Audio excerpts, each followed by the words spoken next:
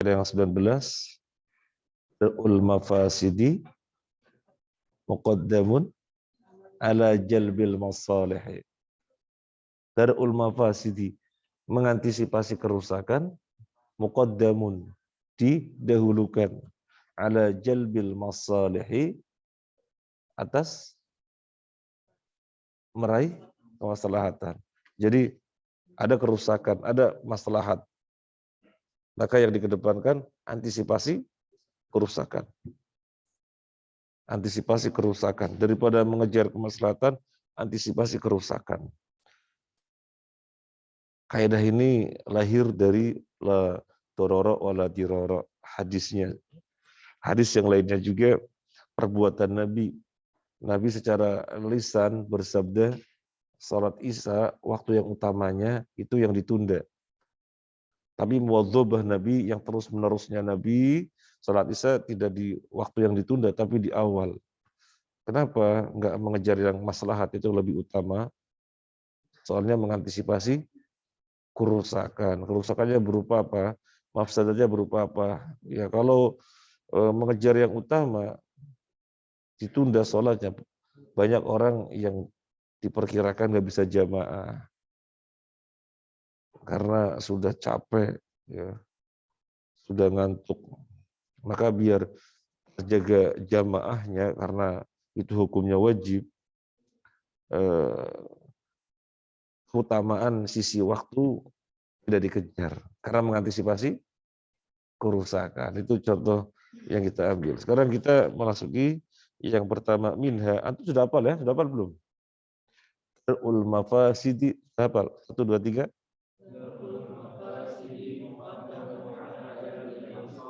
Sudah hafal, Masya Allah. Di rumah ikhwan dan akhwat juga menghafalin ya. Ikhwan dan akhwat juga menghafalin. Minha al-amthilatu, contoh-contoh. Al-amthilatu, contoh-contoh. Minha diantaranya al-mubalaghatu fil madmadati wal istinsyaqi masnunatun. Al-mubalaghah. Al-mubalaghah itu artinya apa? Memaksimalkan. Kalau bahasa Jawanya nemen-nemen. Nemen-nemeni. Ya, bahasa Jawanya nemen-nemeni. Ya, Mas Imam. Memaksimalkan bahasa Jawanya nemen-nemeni. Bersungguh-sungguh. Apa Jawanya apa? Tenanan. Tenanan. Yes, ya. Memaksimalkan sudah ya. Bahasa Jawa barangkali apa pasnya. Al-mubalaghatu, memaksimalkan. Fil madmadati, di dalam madmadah berkumur-kumur, wal istinsyaqi, dan memasukkan air ke hidung, masnunatun, sunnah. Wa tukrahu, dan dimakruhkan, lesa ini, bagi orang yang puasa.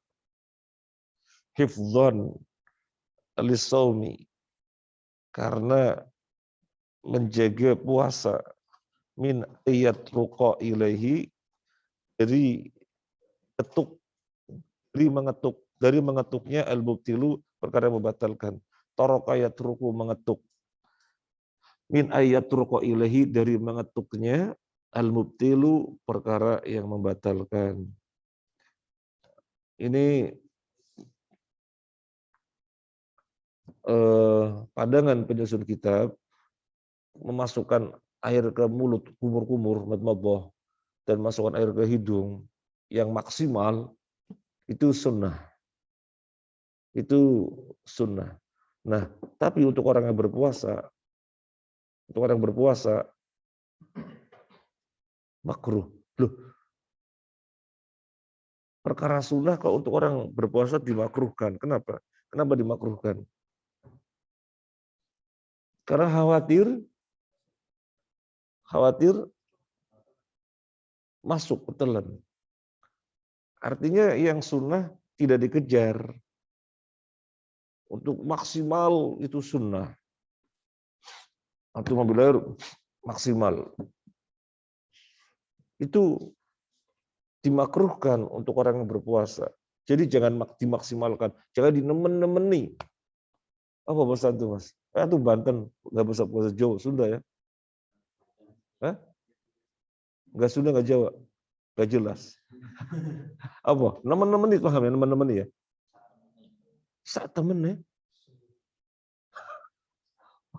Ini nggak ada yang pakar bahasa Jawa ini.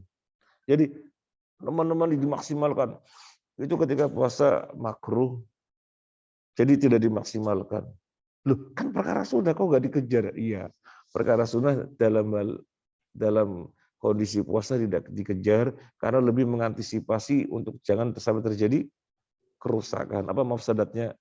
Bisa ketelan, bisa masuk batang. Nah ini contohnya. Hifdon karena menjaga lisaumi puasa min ayat ruko ilahi dari mengetuk kepadanya al-mubtilu perkara membatalkan. Jadi nanti perkara membatalkan bisa mengetuk tuk tuk tuk tuk batal kamu gitu ya. Nah, itu terjemah letterlock. Kalau terjemah bebasnya karena menjaga puasa jangan sampai terkena perkara yang membatalkan. Terjemah bebas. Kalau toroko ya turuknya mengetuk. Jadi ketuk pintu, utruk. Tak pakai tok ya, utruk. Kalau utruk pakai ta, tinggalkanlah. Kalau pakai tok, ketuklah. Wasama'i wat tariq. Karena ayat ini ada orang ilmuwan masuk Islam. Wasama'i wat tariq, dan demi langit at-tariq. Wasama'i wat tariq, demi langit dan bintang. Diterjemahkan itu bintang. Tapi at-tariq mengetuk. Ternyata Anda sudah lihat videonya. Ya Allah, antum nggak lihat videonya. Saya melihat itu takbir terus. Allahu Akbar. Masya Allah. Jadi ada bintang yang pergerakannya itu membentuk suara. Tuk, tuk, tuk, tuk. Penelitinya masuk Islam. Dia atau ilmuwan sudah kekinian baru menemukan orang Islam sudah tahu dari awal di dalam Al-Quran. Tapi kan kita atoriknya sebatas menerjemahkan demi bintang. Ada, coba nanti saya cari ya, tak kirim ke antum. Atau antum bisa mencari. Ada yang bawa ini, coba dicari ilmuwan mana ya.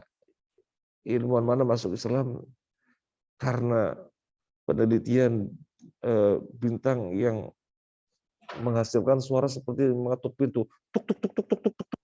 Jadi pergerakannya, pergeserannya itu membuat suara seperti mengetuk. Wah, bolak-balik lihat ini postingan itu. Wah, itu belum lihat ya? YouTube. YouTube. Ada dikirimin. Nanti antum tak kirim. Itu atorik, rokok ya teruku, mengetuk. Atorik yang mengetuk. Jadi demi matahari dan bintang. Bintang yang mengetuk. Suaranya keras sekali. Direkam suaranya. Jadi penelitian dan suara direkam. Masuk Islam orang. Allahu Akbar. Ya, baik. Lanjut. Minha diantaranya tahlilu asy-sya'ri sunnatun fit taharati wa yukrahu lil muhrimi hifdzan min sukuti sya'rihi. Takhlilu sya'r. Ini nyelang-nyelangin rambut. Apa bahasa itu nyelang-nyelangin apa? Diselang-selangin. Jadi rambutnya di ini. Apalagi antum gondrong. Diselang-selangin biar kenapa? Bukan. Ketika antum toharo, biar sampai kulit. Nah, bukan biar nggak ngalang-ngalang ini, bukan. Babnya bab toharo. Biar Apa? Nyelang-nyelangin? Apa sih bahasa Indonesianya, bahasa Jawanya apa? Hah? Menyela-nyela. Menyela-nyela. Ya, menyela-nyela ya. Menyela-nyela pada rambut. Ini sunnah. Tapi untuk muhrim, orang yang ihram, menjadi makruh. Kenapa dimakruhkan orang yang ihram? Karena kan tidak boleh merontokkan rambut, tidak boleh potong kuku, nggak boleh pakai wangi-wangi, ya kan? Nah, kalau nanti sampai rontok, kena denda. Makanya tidak nyela-nyelain rambut untuk orang muhrim. Loh, nyela-nyelangin itu loh sunnah. Nyela-nyelain. Antum mandi, mohon maaf, antum mandi. Jadi untuk dipastikan sampai kulit atau ini apa namanya? Jenggot. Kalau kita nggak terlalu ya, yang jenggotnya lebat sekali siapa? Jadi lebat sekali siapa? Ya bayangkan ini lebat sekali, bayangkan, bayangkan. Jadi diserang-serangin biar dipastikan sampai kulit. Itu sunnah. Tapi untuk muhrim, orang yang ihram makruh. Kenapa? Loh, kok nggak dikejar sih sunnah? Kok nggak dikejar? Kan kemaslahatan itu lebih utama. Sunnah kok nggak dikejar? Lebih mengantisipasi kerusakan. Kerusakannya nanti melakukan perkara yang merupakan pelanggaran ihram. Oke? Nah, lanjut. Lanjut.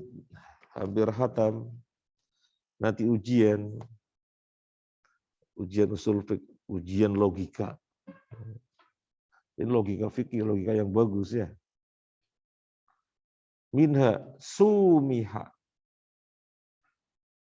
Sumiha, ditoleransi, ditolerir. Fitarki ba'dil wajibat bi adna masyaqqatin kal qiyami fis salati wal fitri wat taharati walam yusamah fil iqdami alal manhiyat wa khususan lil kabair.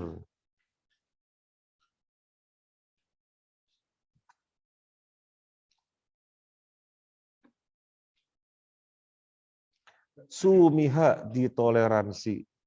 Huruf aslinya apa? Sumiha huruf aslinya sin mim ha. Ismahuli ya ikhwah. Ismahuli ya ikhwah. Perkenankanlah untukku wahai teman-teman. Ismahuli an atakallam amamakum sa'ataini. Perkenankanlah untukku wahai teman-teman untuk aku bicara 2 jam. Ismahuli. Lau tasmah ana usa'iduka. Kalau Anda berkenan, ana bantu antum. Lau tasmah. Ismahli ya ikhwah. Perkenankanlah aku. Jadi toleransi, mentolerir, memperkenankan. Sumiha, ditolerir. Fi tarki ba'dil wajibati, di dalam meninggalkan sebagian perkara-perkara yang wajib. Biadna masyaqqatin, dengan masyaqqah yang paling ringan. Kal qiyami fis salati, seperti berdiri di dalam salat. Wal fitri wat taharati, wal fitri, dan berbuka. Berbuka berarti dalam apa? Puasa. Wat taharati, dan taharah.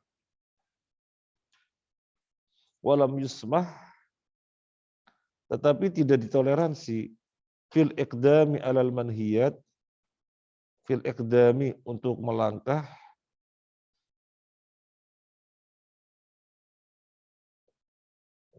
atau untuk apa ya, bahasa yang pas apa, untuk akdama yukdimu iqdam, untuk mendahulukan alal manhiyati, atas perkara-perkara yang haram, khususon lil kabairi, secara khusus ya larangan-larangan yang merupakan dosa besar. Antum coba perhatikan. Ini perkara wajib. Ini perkara wajib. Ini perkara haram. Ini perkara wajib. Wajib berarti harus diapa? Dikerjakan. Ini perkara haram. Haram berarti harus apa? Ditinggalkan. Untuk perkara-perkara yang wajib, boleh ditolerir dengan ditinggalkan. Seperti berdiri ketika sholat, hukumnya apa? Wajib. Kalau rukun ya, rukun sholat. Kalau enggak sholatnya enggak sah. Berpuasa hukumnya wajib. Tapi orang musafir boleh berbuka. Puasa hukumnya wajib, tapi orang musafir boleh berbuka. Berwudu, membasuh kaki hukumnya apa? Berwudu membasuh kaki hukumnya apa? Berwudu membasuh kaki hukumnya apa? Wajib. Tapi boleh sekedar diusap. Nah, perkara-perkara wajib itu ditolerir. Perkara-perkara yang wajib boleh ditinggalkan dengan masyakoh yang paling ringan. Jadi intinya boleh ditinggalkan. Mestinya harus berdiri, duduk. Itu ada di dalam perkara-perkara yang wajib. Tapi dalam perkara-perkara yang dilarang, tidak dikedepankan. Kalau perkara-perkara wajib dikedepankan. Ikdam, dikedepankan. Tapi dalam perkara-perkara yang haram, tidak dikedepankan. Perlakuannya beda.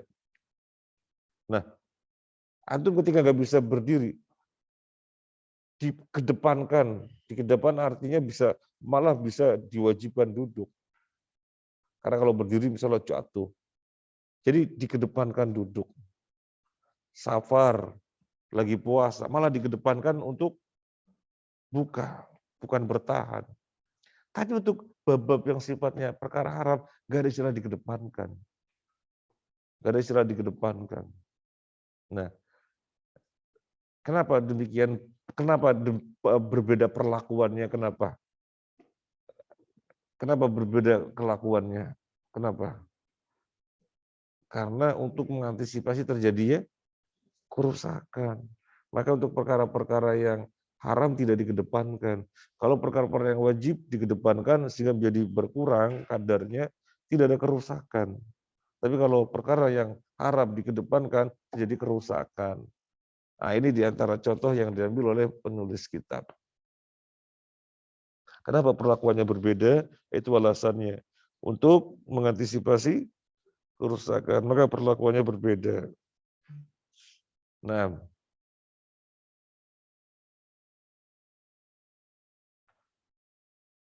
hijab, ini hijab. Pada zaman Nabi ada apa enggak? Pada zaman Nabi dengan para sahabat sholat jamaah, yang sahabiah, yang perempuan sholat jamaah juga kan diperbolehkan.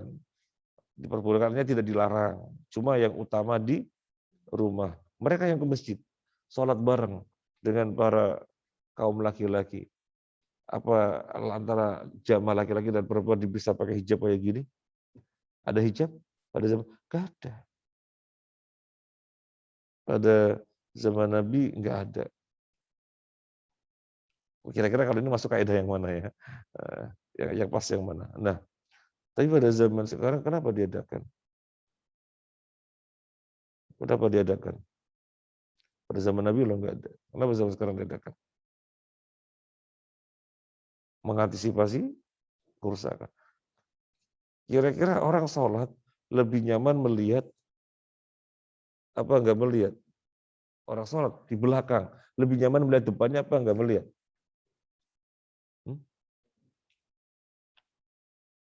Melihat apa nggak melihat? Ya melihat. Kalau nggak melihat gimana? Padahal lagi sujud tilawah. Allahu Akbar, taunya ruku. Karena nggak melihat. Sehingga ketika imam bilang Allahu Akbar, padahal sujud kan, sujud tilawah. Yang di belakang karena nggak melihat, taunya ruku. Kemudian imamnya ternyata Allahu Akbar. Kok nggak sampai Liman Hamidah? Karena tidak Melihat. Antum nyambung apa enggak? Nyambung. Maka akhirnya mengantisipasi kerusakan, ya. Padahal yang utama adalah melihat. Tetapi kenapa dikasih hijab sehingga nggak melihat? Mengantisipasi kerusakan daripada mengejar keutamaan. Kerusakannya apa? Kalau nggak ada hijabnya, antum melirik-lirik. Nah, itu kerusakannya, maka diantisipasi. Nanti kalau ada hijab, antum melirik-lirik nggak bisa. Ngelirik, ya kain. Ya, melirik lagi kain. Nengok, ya kain apanya sudah. Gitu. Padahal yang utama melihat. Maka kenapa kita mengambil keputusan tetap ada hijab, berarti kan untuk mengantisipasi tadi. Tapi di atasnya kita bikin transparan. Nah ini berangkat dari usul fikih ini, nggak sembarangan. Keputusan ini berangkat dari usul fikih. Kenapa? Biar bisa mengetahui gerakan makmum yang laki-laki atau imam. Sehingga ketika sujud tilawah juga tahu. Gitu. Maka ini insya Allah sudah paling aman. Sisi untuk mengantisipasi kerusakan, biar nggak lirak-lirik dilakukan. Kemudian seandainya terjadi pergerakan yang tidak semestinya, ya, ada sujud tilawah gitu ya, atau mungkin sujud sahwi karena kesalahan, bisa melihat atau bisa tahu gitu. Pernah terjadi kita bilang buka sedikit karena kan pakai biru atau hitam ya, rapat bawah atas kan gede ya, jadi nggak lihat sama sekali. Dan posisinya di belakang, masjidnya belum segede ini, itu masih kamar-kamar. Jadi dari itu tiang-tiang itu ke sini ini masjidnya, itu masjidnya di sini, belakangnya itu, belakangnya hijab warna biru atau hitam itu tinggi. Saya bilang buka sedikit, biar ada yang tahu gerakan depannya. Jadi nanti menjadi patokan, dia kan melihat ke depan, buka sedikit. Sama ibu-ibu yang lain, kok dibuka sih? Padahal kita suruh, buka sedikit itu kan. Nah, kemudian dibuka sama seorang ibu atau sebagian ibu. Kemudian masuk ibu-ibu yang lain, kenapa dibuka? Wah, ditutup. Wah, gitu. Salat.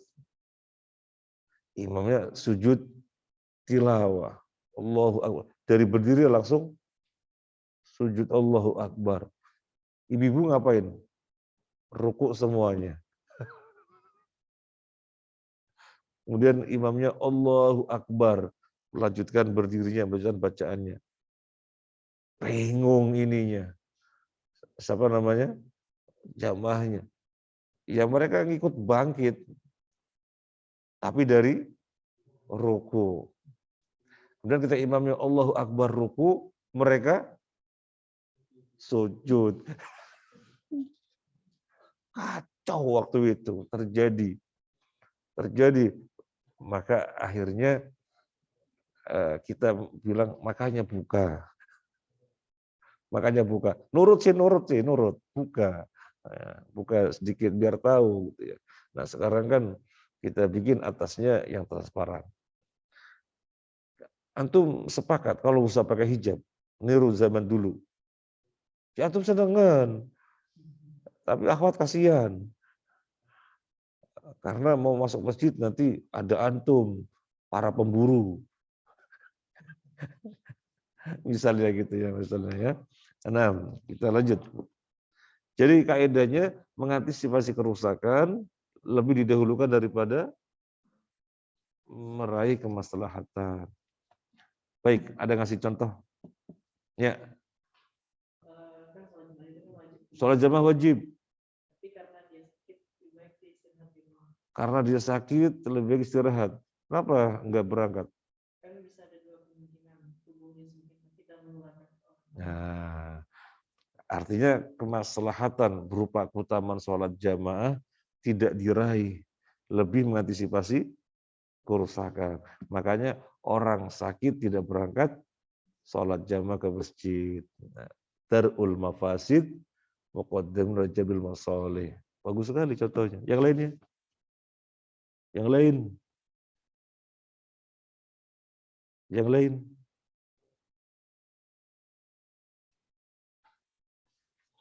Yang lain?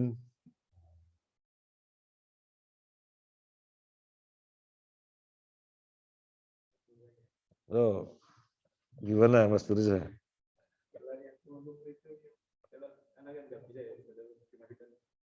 Hidung. Kenapa? Ada masalah? Enggak karena sudah kebiasaan atau karena nggak bisa? Oh. Malah ada ulama yang mengatakan berkumur-kumur dan masukkan air ke hidung bukan hukumnya sunnah, hukumnya wajib karena bagian dari wajah kan. Ya ayyuhalladzina amanu idza qumtum ila sholati faghsilu wujuhakum, basuhlah wajah. Ada ijtihad ulama termasuk dalam ini Syekh Abdul Aziz Badawi yang kitab Al-Wajiz, bahwasanya berkumur-kumur dan masukkan air ke hidung itu bagian dari wajah sehingga hukumnya wajib. Nah, kalau di buku ini kan dia menyatakan hukumnya sunnah, hukumnya wajib. Nah, terlepas dari hukumnya wajib atau sunnah, ini kan ijtihad ya. Sebaiknya berlatih untuk bisa. Sebaiknya berlatih untuk bisa. Ambil air, masukkan air ke mulut, sekaligus ke hidung. Langsung. Nanti membuangnya namanya istintar. Nggak ada tenaganya untuk menghirup, nggak ada. Nggak ada tenaganya. Nggak bisa ya. Berarti antum kalau antum masukkan air ke mulut gimana? Jadi dimasukkan begini bukan dihirup, bukan? Gimana? Sendiri-sendiri. Oh, sendiri-sendiri. Jangan sendiri-sendiri. Coba latihan di tutorial di mentor. Di mentor bisa kok. Bisa. Ke mulut dan sekaligus ke hidung bisa. Apanya nggak bisa? Oh, saya kira sama sekali nggak bisa masukkan air ke mulut. Saya kira nggak bisa sama sekali. Berarti nggak ada tenaganya untuk ngisep. Loh, kalau gitu gimana antum makan? Nggak ada tenaga untuk masuk. Tapi yang dimaksud antum yang sekaligus. Yang sekaligus nggak bisa. Bisa. Bismillah bisa. Nah, ada yang lain contoh? Kenapa nggak ada yang bisa kasih contoh? Nah,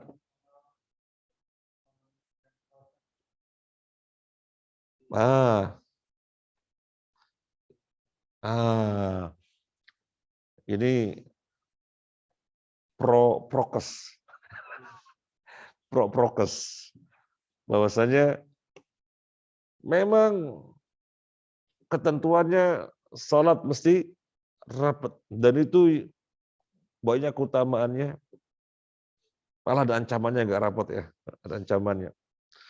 Dan kalau tidak rapat tadi ditempatin oleh setan. Tapi gimana? Corona. WHO menetapkan 1,5 meter WHO. Akhirnya bahaya kalau rapat. Akhirnya dibikin renggang, masjid-masjid bikin renggang ya, 1,5 meter. Ada yang panjang-panjang sekali 2 meter. Pokoknya tak lihat bukan semeter lah, lebih lah, 1,5 meter lebih di Pondok Chandra. Jadi masjidnya lebar cuma berapa orang tok. Ya anak ikut-ikutan, ikut masa tamu jamaah situ gitu kan. Contohnya. Jadi mengantisipasi kerusakan lebih di depan daripada ngejar keutamaan. Ini tentang contoh yang prokes. Kalau antum di sini kan enggak ya. Saya seperti misalnya sholat di As-Siddiq. Sholat di As-Siddiq sepanjang. Kan ketentuan dari takmir sudah ada gambar yang untuk ditempatin. Jadi longgar-longgar, ada jarak-jarak. Kita habis kajian, kan posisinya belakang imam. Orang-orang pada izin, yang samping kanan saya, Ustaz, rapat ya, fadol. Yang kiri juga, rapat ya, fadol. Akhirnya pada ngikutin rapat. Dikiranya saya nggak berani. Mau rapat, mau. Akhirnya pada ngikutin rapat. Tapi kan kita nggak berani woro-woro karena itu sudah ketentuan takmirnya. Tapi kan ini ketentuan, ini kan keinginan mereka, bukan saya ngejak. Dia izin, saya tak rapat, betul. Ya, karena mereka yang minta. Saya nggak memprovokasi, enggak. Mereka yang minta. Ada lagi contoh yang lain? Bagus. Contoh yang lain. Ayo contoh yang lain. Di rumah. Yang di rumah belum ada. Nah. Celana itu kalau pakai celana itu kebanyakan pernya juga. Tapi saat di kampung itu rata-rata mereka itu cingkrang yang tinggi. Turunkan di atas mata kaki. Masya Allah. Bagus sekali. Celana laki-laki yang dimaksud ini. Celana laki-laki atau kain laki-laki yang paling utama itu setinggi apa? Setengah betis. Atau kan ada yang pakai setengah betis. Termasuk saya nggak pakai. Tapi saya ada yang setengah betis ada. Yang paling utama itu setengah betis. Jadi ini betis kaki ya. Ini betis kaki kan. Tengah-tengahnya sini. Ini kan mata kaki. Ini mata kaki. Nah, ini betisnya, tengah-tengahnya. Setengah betis. Bahasa antum 3/4 ya. Celana 3/4, setengah betis. Tapi di kampung desit, deso mencit gitu kan. Kalau deso masih kayak kota. Jadi keterbukaannya itu masih belum cair. Keterbukaannya itu masih belum cair, masih kaku, masih kolot, nggak mau ada perbedaan misalnya gitu ya. Sehingga melihat orang cingkrang, opo itu. Daripada dibilangin opo itu, kita tetap tidak isbal, tapi yang penting di atas mata kaki. Loh, kok nggak ngejar yang paling utama, setengah betis? Waduh, bahaya masuk kampung. Termasuk yang menjadi perhatian di Surabaya juga. Kalau kita setengah betis ketika masuk apa? Masuk kantor, atau masuk Pemprov, masuk Pemkot. Setengah betis. Bingung mereka. Ya sudahlah, nggak ngejar yang utama. Yang penting tetap mengamalkan sunnah di atas mata kaki, nggak sampai menutupan begitu ya. Kenapa nggak ngejar yang utama? Karena mengantisipasi kerusakan. Kerusakannya gimana? Nanti nggak boleh masuk.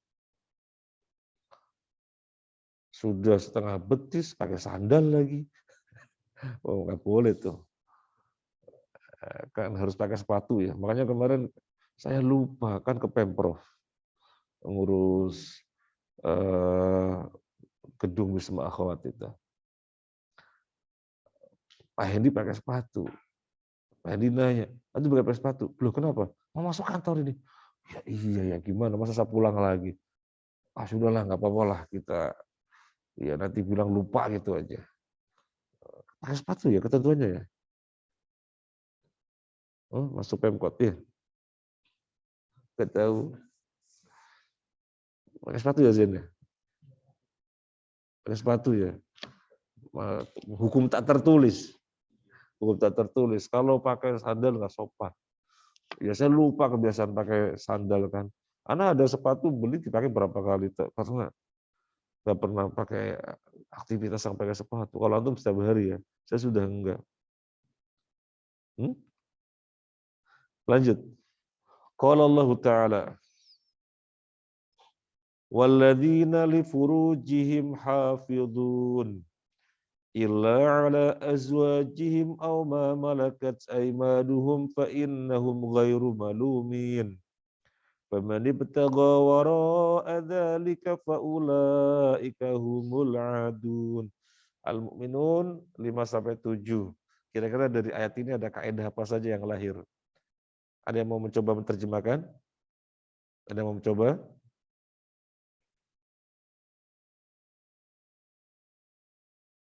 Ada yang mau mencoba? Gak ada yang berani? Atau gak ada yang mau? Ya, dicoba. Harus mencoba. Waladina. Orang-orang yang hukum mereka difurujihim untuk kemaluan mereka, Terhadap kemaluan-kemaluannya mereka. terhadap kemaluan mereka, haduruna Menjaga. illa kecuali ala atas azwajihim istri-istri mereka, Ma malakat aimanuhum. Aimanuhum atau budak-budak mereka. budak-budak mereka, fa'innahum maka sesungguhnya mereka Ghairu malumin. Tidak tercela. Lama ya laum. Malumi tidak tercela. Faman ibtagha, maka barang siapa yang mencari wara'a dibalik atau di belakang, zalika itu faulaika maka mereka mereka al-adun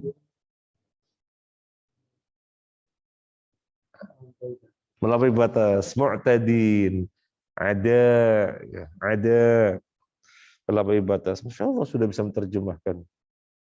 Masya Allah.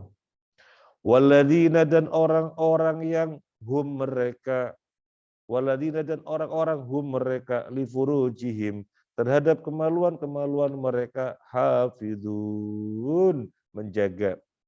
Illa kecuali ala azwajihim kepada istri-istri mereka, au ma malakat aimanuhum atau budak-budak mereka, fa innahum ghairu malumin, maka itu tidak tercela. Menjaga kemaluan, iya. Kecuali kepada istri dan budak-budak yang tidak tercela. Artinya kepada istri boleh, kepada budak-budak boleh, tidak tercela. Tapi selebihnya menjaga. Tetapi kecuali kepada istri dan budak-budak, mereka menyalurkan. Tapi selebihnya enggak, jaga betul. Faman ibtagha wara'a dzalika, dan barang siapa yang mencari di balik itu, di belakang itu, faulaika humul mu'tadu, faulaika humul adun, maka mereka orang yang melampaui batas. Tapi kalau sudah melebihi yang lainnya, bukan istri dan budak, maka sudah melampaui batas. Nah, intinya adalah seorang lelaki tempatnya hanya 2, istri-istrinya dan budaknya. Tempatnya hanya 2 saja, istri-istrinya dan budaknya. Selebihnya enggak ada tempat, hanya 2 saja. Dari ini ada kaidah apa? Kita baca al-qaidah al-ishrun, kaidah yang ke-20. Al-aslu fil abda'i at-tahrimu. Al-aslu, hukum asal, fil abda'i, berkenaan dengan kemaluan, at-tahrimu, haram.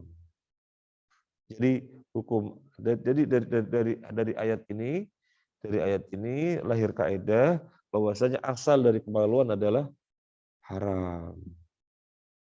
Asal dari kemaluan adalah haram.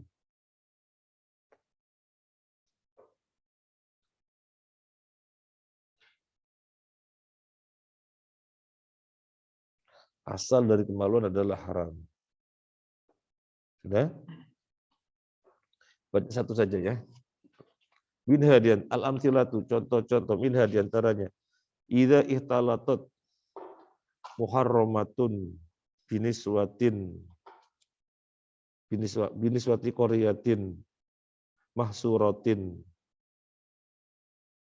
imtana'a al-ijtihadu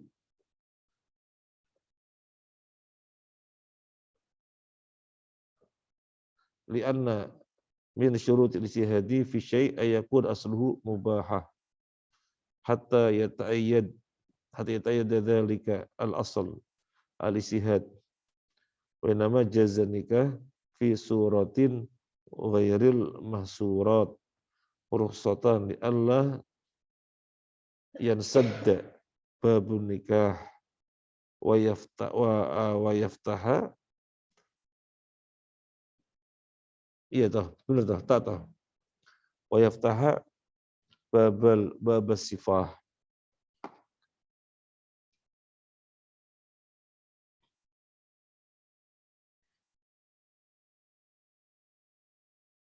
Bukan muharram ini mahramah ya. Bacanya mahramah. Idza italatat mahramatun biniswati qaryatin mahsuratin imtana al-ijtihadu. Idza italatat jika bercampur mahramatun seorang mahram maksudnya istri. Jika bercampur istri dengan wanita-wanita di kampung yang mahsurah terkepung imtana al-ijtihadu maka tidak boleh ijtihad. Enggak boleh ijtihad. Wah kayaknya ini istriku gitu ya. Oh, jadi aduh ini istriku yang mana? Pokoknya susah bercampur dengan wanita istriku yang mana ini susah. Terus beristihad. Wah kayaknya ini. Nggak boleh istihad di situ. Karena lianna min syartil istihadi karena syarat istihad fi syai'i di dalam sesuatu ayakun asluhu yang asalnya mubahatan mubah. Yang istihad itu sesuatu yang asalnya mubah. Nah ini kan beristihad mana istriku ya? Susah sekali ya. Ini kira-kira kondisi yang bagaimana? Jadi wah istrinya bercampur dengan wanita sangat banyak. Aduh yang mana ya? Yang mana ya? Panggilkan yang itu kan yang itu tuh. Oh, ternyata bukan. Ya memang nggak boleh. Jadi ini aja diambil nggak bisa. Antum bingung ya kira-kira kasus apa ya? Yang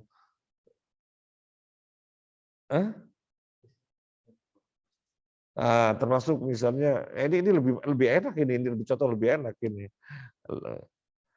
Jadi istrinya itu 5 kembar bersaudara. Itu lebih enak. Lebih enak. Contohnya lebih enak. Istrinya 5 kembar bersaudara. Suatu ketika dia harus nyolek dari belakang karena kebiasaan canda sama istrinya. Harus nyolek dari belakang. Biasanya kalau di rumah nyolek dari belakang. Ini lagi kumpul kembar 5 bersaudara. Waduh, istihad kayaknya ini. Istihad kayak ini, colek. Ternyata marah, oh bukan, maaf, yang mana? Oh kamu ya. Ya jangan istihad colek. Karena hukum asal kemaluan adalah haram. Hukum asal kemaluan adalah haram. Ya kalau di rumah biasa nyolek kan jelas karena dia gitu ya.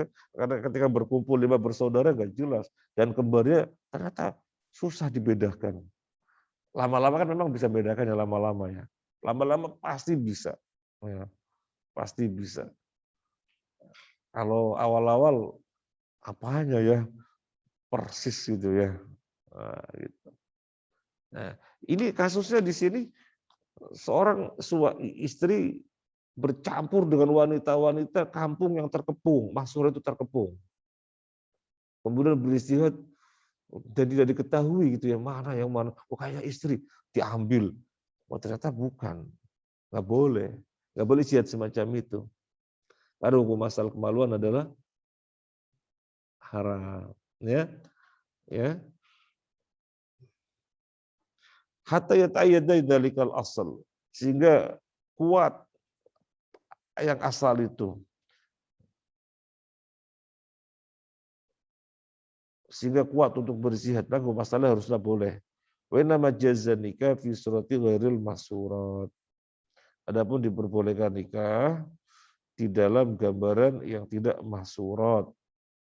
rukhsatan li alla yansadda, sebagai bentuk rukhsah biar tidak terbendung babun nikah, bab nikah.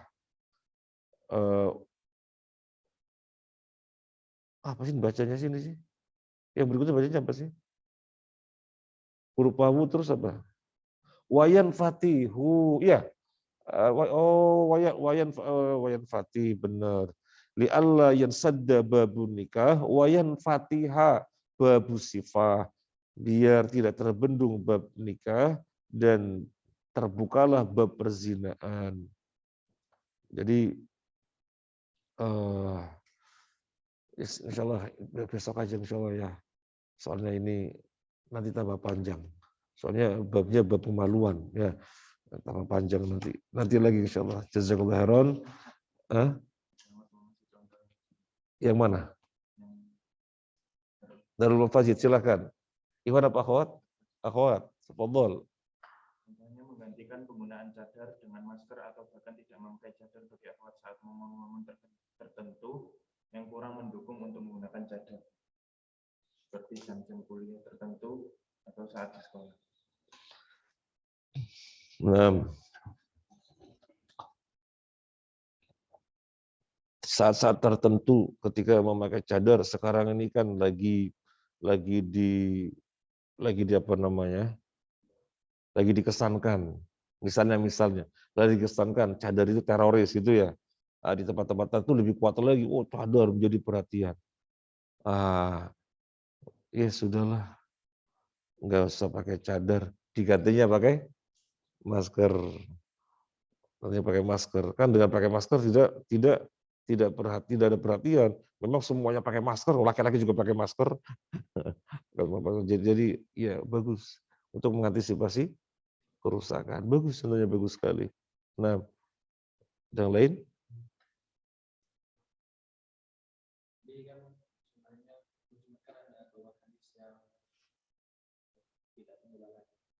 Nah,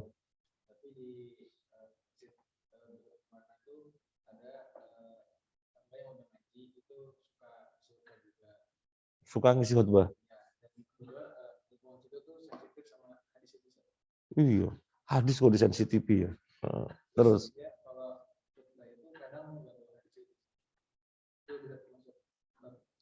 namanya orang cerdas. Semangat dakwah dan cerdas ya seperti ini. Iya. Gimana kita baru sekali nyampaikan, 2 kali nyampaikan sudah nggak boleh. Wah aneh ini, jangan. Waduh, belum banyak yang disampaikan. Ya. Tapi kalau masuk dengan halus itu ya, ini nggak usah dibacakan dulu gitu ya. Ini nggak usah dibawakan dulu. Toh tidak mengurangi syarat dan rukunnya. Ya. Nah, ini dulu, ini jangan dibacakan dulu. Atau terkait dengan tema-tema, ini tema-temanya dipilih-pilih dulu. Itu bukan berarti tidak mau menyampaikan. Bukan tidak mau menyampaikan, tetapi memilih perkembangan yang pas. Bagus, contohnya bagus. Itu namanya mengantisipasi kerusakan. Lu kan semakin cepat menyampaikan, banyak yang disampaikan dari tema-tema agama. Iya betul. Tapi kalau disampaikan nanti bisa rusak atau diusir atau nggak boleh gitu ya. Maka bagus ditunda dulu penyampaiannya. Termasuk kita di masjid-masjid tertentu, kita nggak menyampaikan, nggak membacakan itu juga. Karena nanti kaget, kita nggak dijadwal lagi, padahal kita sudah menyusun strategi tema-tema secara pelan-pelan untuk disampaikan gitu. Nah, ya Mas. Merapikan jenggot pakai sisir.